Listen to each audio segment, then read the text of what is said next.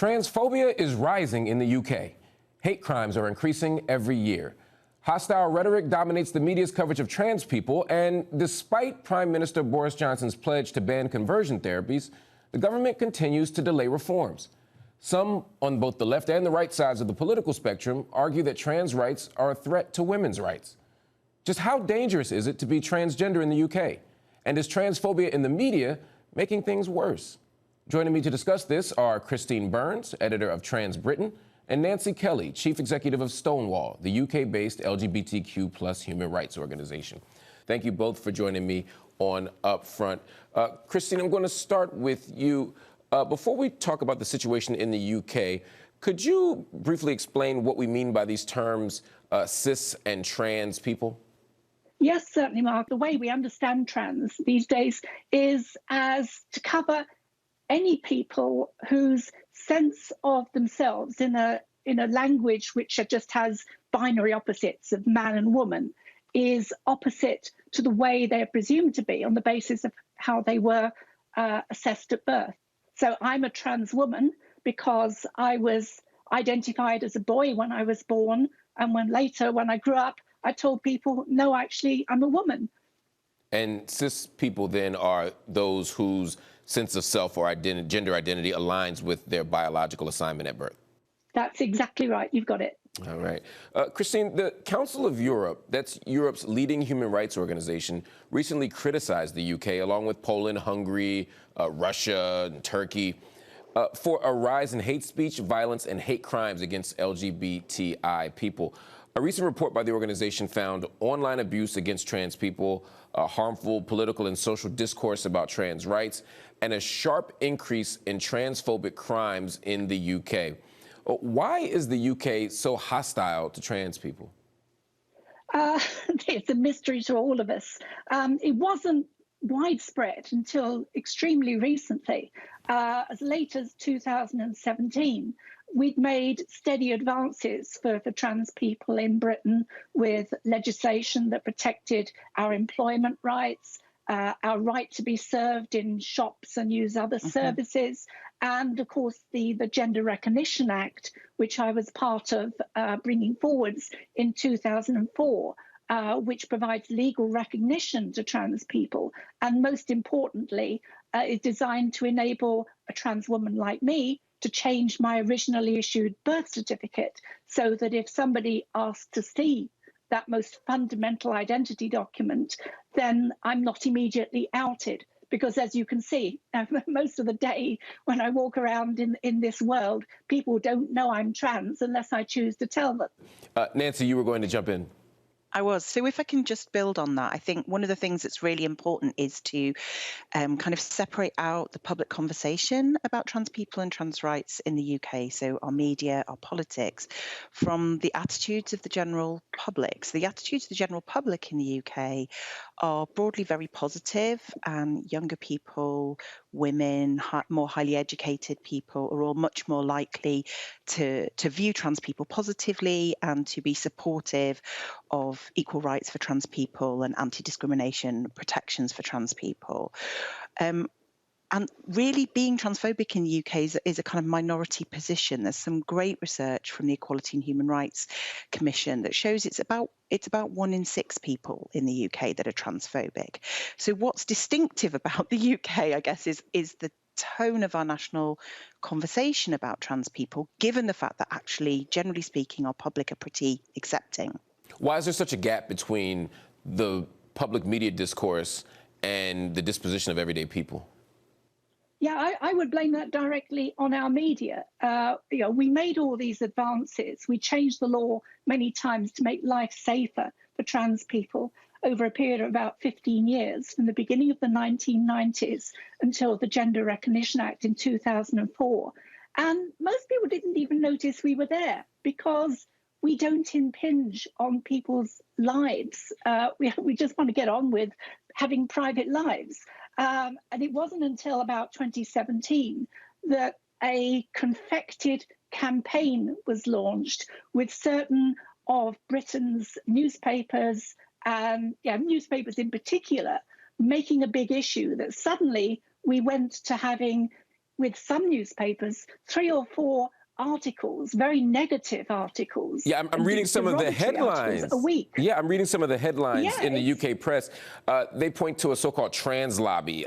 Headlines have claims like lesbians facing extinction, the cancellation of women is bigger than a culture war, and that children are being, quote, sacrificed to appease the trans lobby. Nancy, when we hear that kind of rhetoric, and as Christine said, it's emerging in the recent time, what's driving it? What's pushing it at this juncture in history?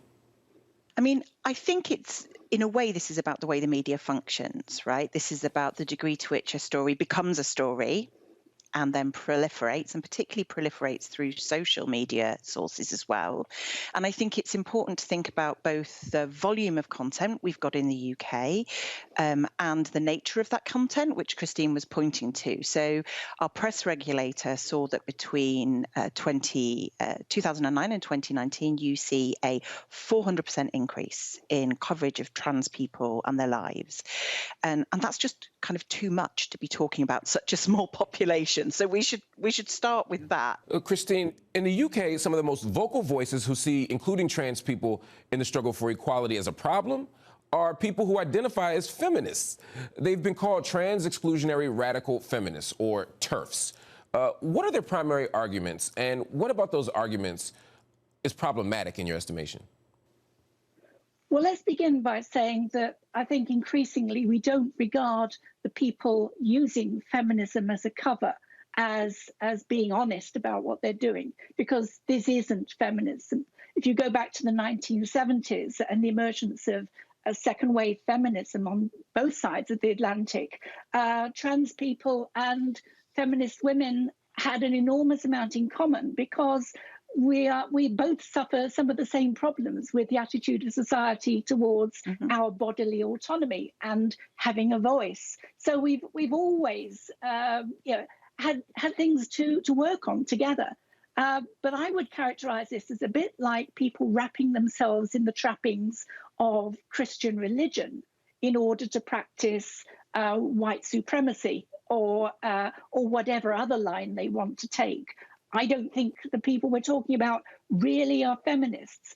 And they figured if they were going to tackle the success of lesbian, gay, bisexual and trans people, then they should begin by trying to chip one of those letters off the block. Christine, let me push you on that just a little bit, because while you're absolutely right that there are people on the far right who have strategized to push trans sibs out of the conversation entirely, there are others who are being given the label TERFs who would self-identify as feminists, who would follow a generally feminist politics and would say that they support trans rights.